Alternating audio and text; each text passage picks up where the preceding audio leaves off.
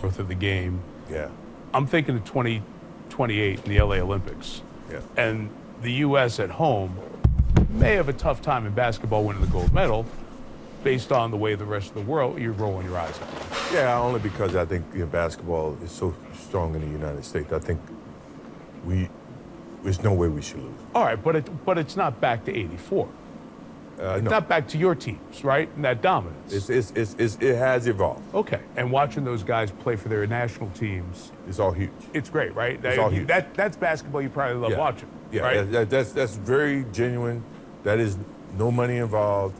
It's pure passion and dedication to the country as well as to the game. Right.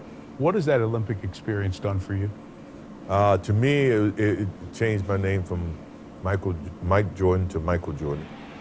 You know, representing your country, feeling that energy of the United States in '84, and staying in the village, and understanding and spending time with all the other athletes and seeing their passion and their efforts. You were in the village. That had to be so cool. Absolutely. The way so it's cool. evolved, it's obviously changed in times. '92, we rented a whole hotel. We was away Right. from everybody. Had police escort back and forth to the events. I mean, it's a total different experience. I mean, if you had to ask me which one I enjoyed the most of '84 by far.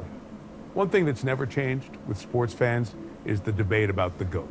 Who's the greatest of all time? So it's rare that I get a chance to sit down with one of the guys who's debated about to talk about the conversation of that term, the GOAT.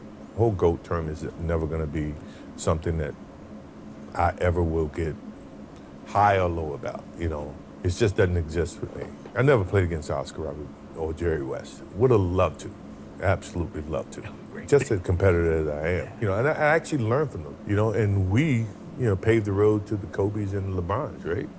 You know, and to me, it's the beauty of the game of basketball that a player, after a previous player, has evolved the game further.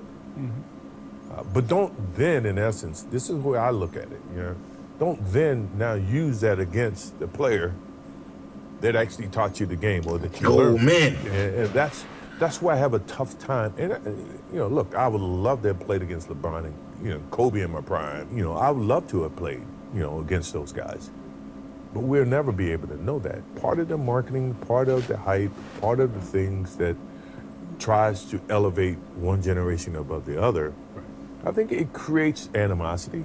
I have no animosity against today's players, but you do have certain players that do have animosity because of the forgottenness of what their contribution has been to the game of basketball. Yeah. It is what it is. It is a empty comparison. It's a absolutely never find that the true answer to that question. It's a circular conversation. It's just going to keep You're going. never going to get and a right I understand. answer. And But you it's know, great to talk about. 100% to talk about and envision. Look, I think LeBron has had an unbelievable career, and I admire him for what he's done.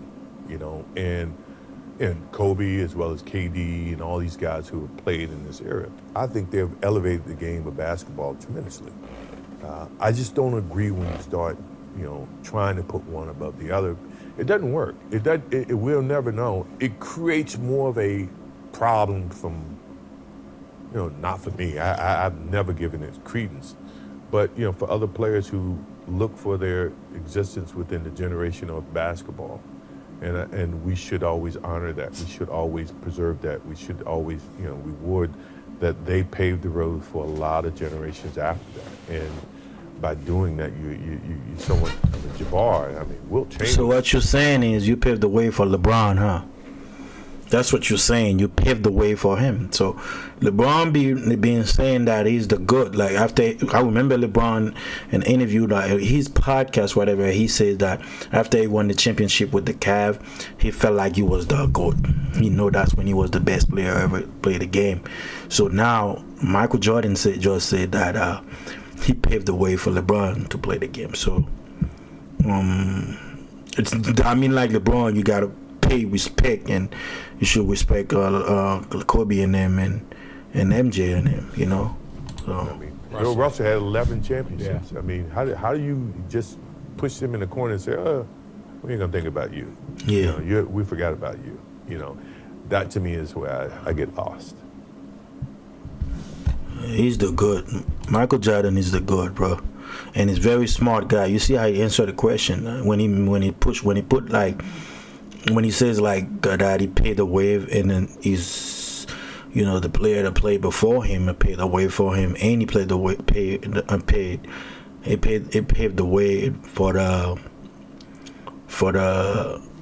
LeBron and Kobe's and KD's. And now, so you know, this is a good talk, you know.